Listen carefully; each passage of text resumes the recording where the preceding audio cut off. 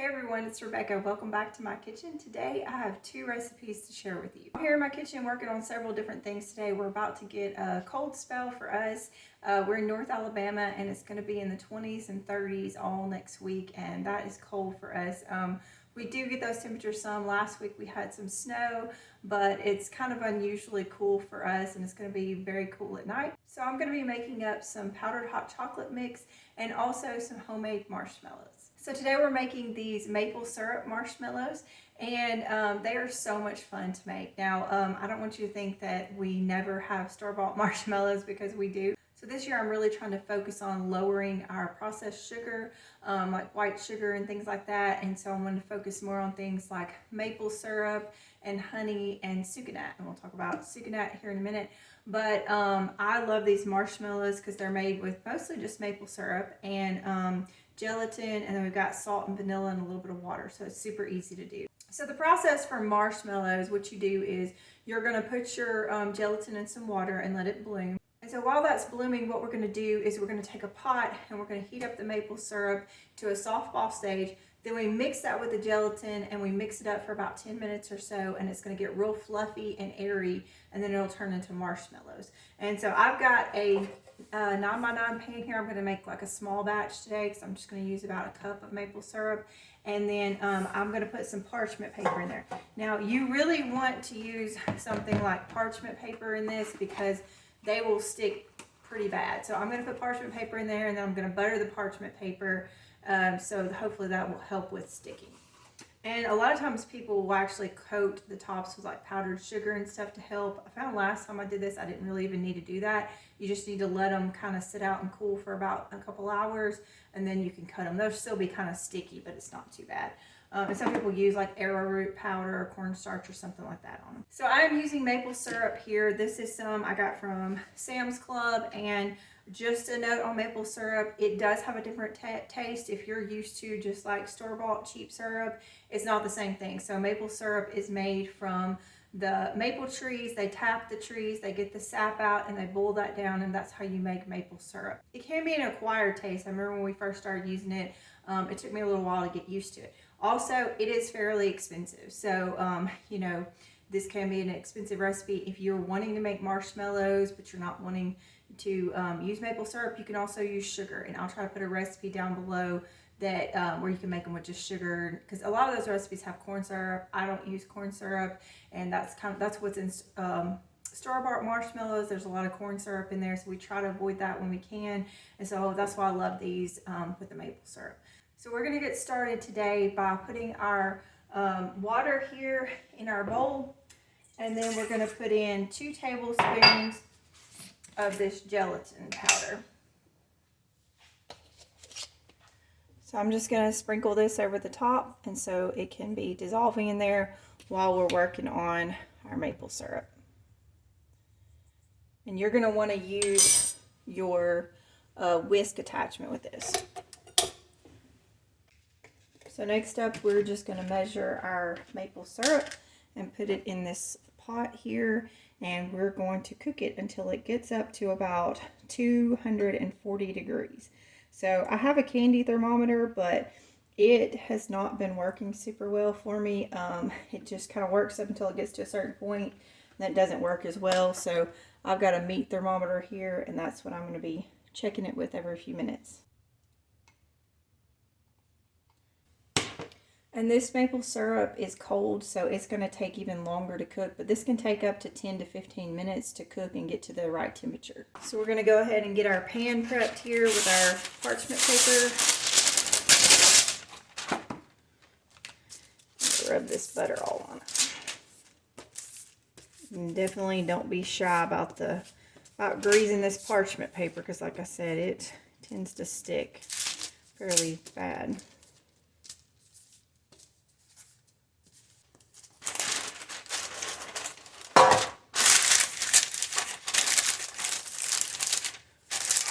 Alright, so that's good to go for when our marshmallows get ready.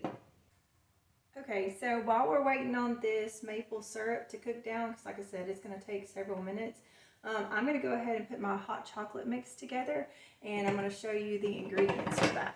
So this is the ingredients for the hot chocolate mix. We've got powdered milk here, and I like this Bob's Red meal just because it doesn't have, all it has in it is milk. It doesn't have extra added vitamins or whatever. Sometimes they add those what we think are vitamins and they're synthetic, and I just don't think that's good for us. So I get this from Vitacost, and it's VITACOST.com. I order lots of stuff from them. They have great sales, especially if you sign up for their emails and texts. Like when I bought this, it was like Bob's Red Meal had a coupon, and it was like 15 or 20% off. And then Vitacost also had another coupon, it was like 20% off. So I was able to get this. It was like $12, and I was able to get it for significantly less than that. So check into that for some good products. Bob's Red Meal has great products. So, and then this is just some cocoa powder. I actually really like Dutch processed cocoa powder because it has more of a chocolatey flavor and it's less acidic, but I didn't have any of that today, so I'm going to use this. And the Dutch process, I usually can find that on like kind of a top shelf in my grocery store, or I can find it at Vitacost has that too. So Vitacost has their own brand of Dutch processed cocoa powder. And then we're also going to be using this sucanat powder. So sucanat is basically cane sugar that has been less processed. So they take the sugar cane and they just basically dehydrate it down, and this is what you get from that. So yeah, it says organic sucanat cane sugar from Now Real Foods. A whole cane sugar from pure dried sugar cane is an alternative to more refined processed sugars.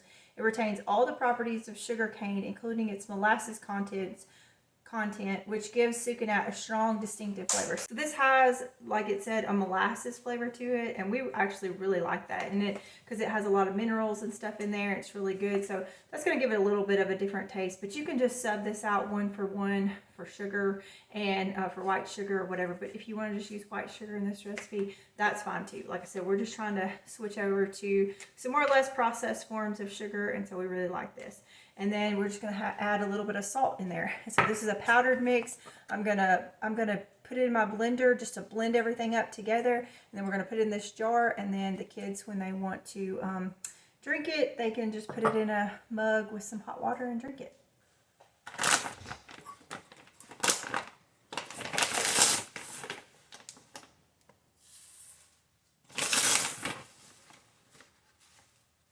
We're going to do 1.5 cups of sucanat.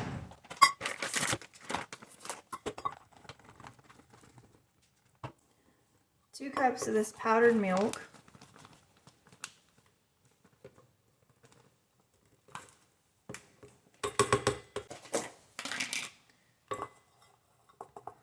One cup of cocoa powder.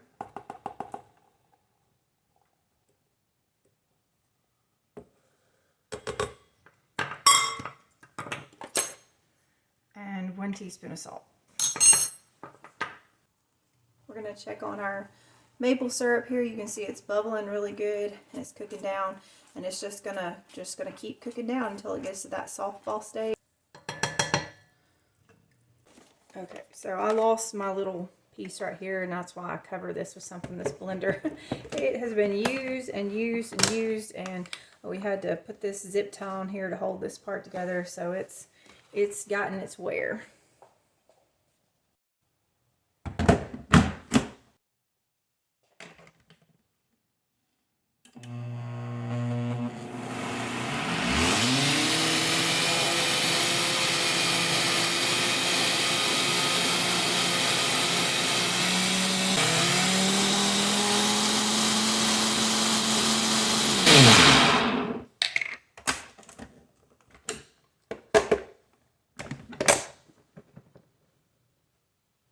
So by blending this up, we just kind of powder that sugar. It kind of turns that sugar, that sucanat, into like a powdered sugar. It helps everything dissolve a little bit better when you add your hot water.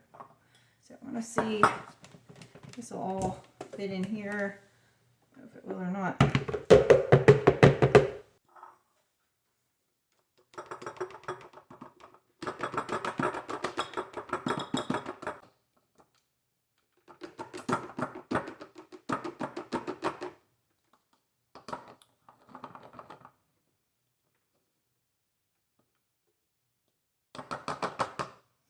So we did have a little bit left over. This is kind of a smaller jar, so I'll just put that in something else. But here's our hot chocolate, and then we will just mix this with some hot water. So that hot chocolate mix is made with that non-fat milk powder, which means that it's not going to be super rich.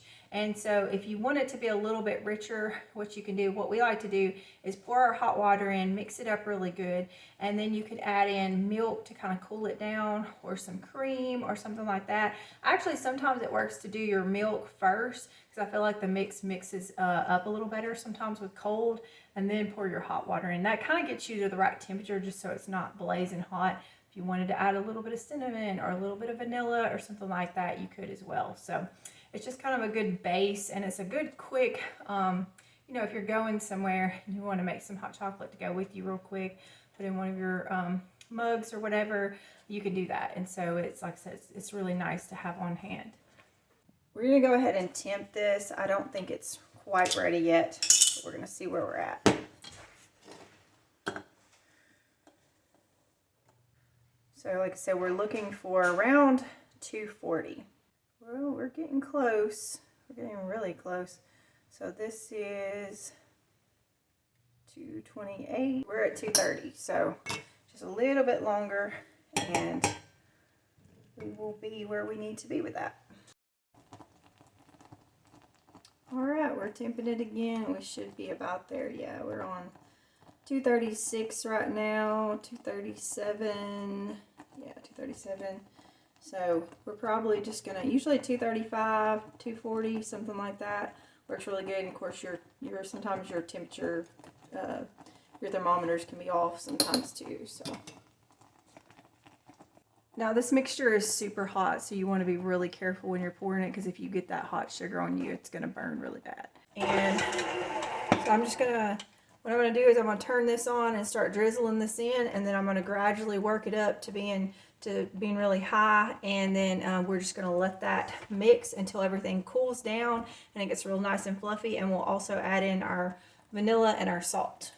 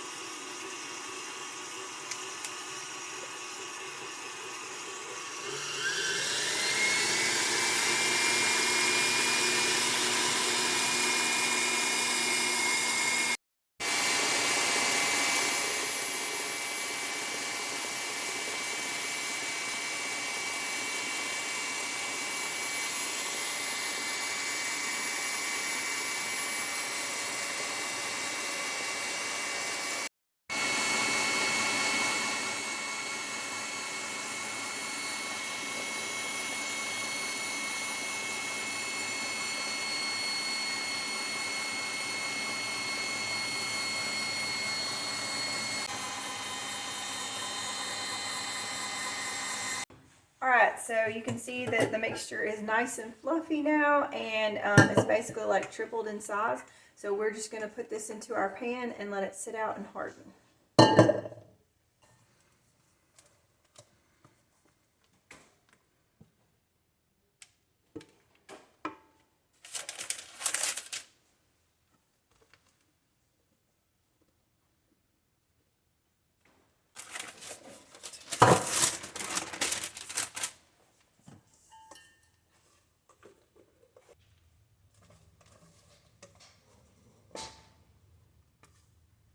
Be a little bit of a pain to get in there on this parchment paper, but I find that if you just take it out first and then put it back in the pan and kind of spread it out, that seems to help really good. And it's, you know, it's going to be kind of messy, but it's just marshmallows, so that's okay. It doesn't have to look perfect. And just going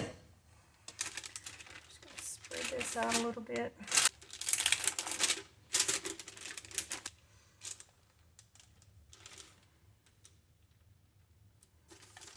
I'm just going to try to get that as smooth as I can, but like I said, it's kind of messy and it's kind of already starting to harden up. What we want to do is you want to let this sit out uncovered for several hours. Even overnight would be fine. And of course, if you got bugs or something, then you could just put a towel over the top of it. But it needs to get air to it to kind of dry out, and that'll make it easier to, that's going to make it easier to cut up and stuff too. Right, so we're just going to let that sit, and we'll come back in a couple hours and cut them up.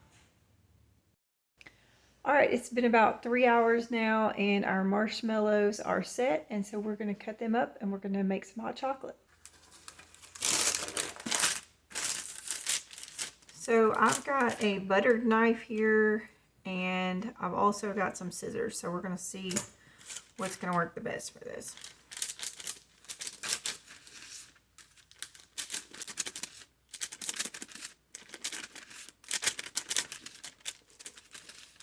This buttered knife is actually working really good today.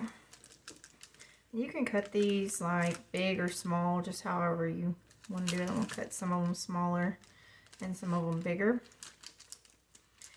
And if you were wanting to use these for, say, like a campfire or something, what you would want to do is you would want to let them sit out overnight like this after you cut them, because they're still going to be kind of sticky in here. You want to let them harden up a little bit. I would actually spread them out so they can get air to them, because if you put these, we've tried this before, if you put these like this on a stick and roast it, it's just going to slide right off. So you want them to kind of harden and crust up around the edges.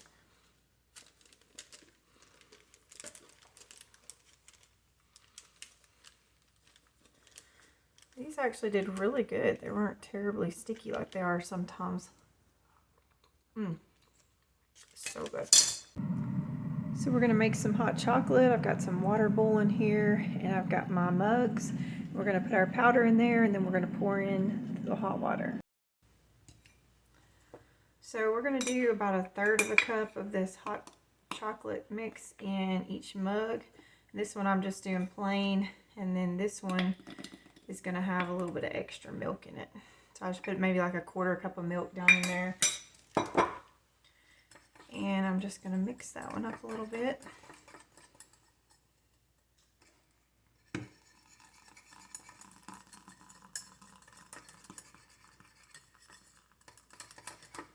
And then we got this one.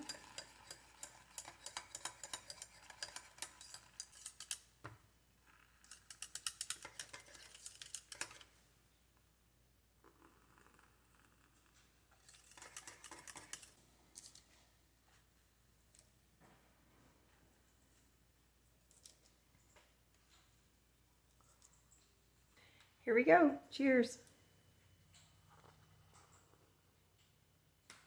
It's really good.